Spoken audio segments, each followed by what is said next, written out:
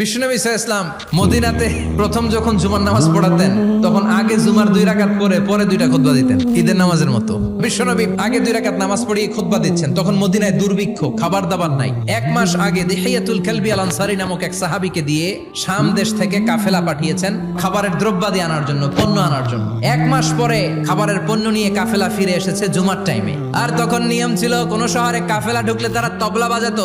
বিশ্বনবী সহ সব সাহাবারা বুঝতে পেরেছে ওই কাফেলা খাবারের পণ্য নিয়ে মদিনার মধ্যে ঢুকেছে। এখন মসজিদে কানাঘুষা, 12 জন সাহাবা বসে আছেন, সব সাহাবারা পণ্য কেনার জন্য চলে গেল। সাহাবারা ভাবলো নামাজ আসল, নামাজ তো পড়ে এসেছি, এখন খুতবা, সমস্যা নাই। কিন্তু আল্লাহ এটা সহ্য করলেন না। এজন্য সাহাবাদেরকে ধমক দিয়ে আমাদের চোখে আঙ্গুল দিয়ে আল্লাহ আয়াত নাযিল করলেন, ও নবী আপনি বলে দেন আমার কাছে এত বিশাল ধনভাণ্ডার আছে, সবার যত চাহিদা যত কামনা আছে সব যদি দিয়ে দেয় আমার ধনভাণ্ডারের 1 ইঞ্চিও কমবে না।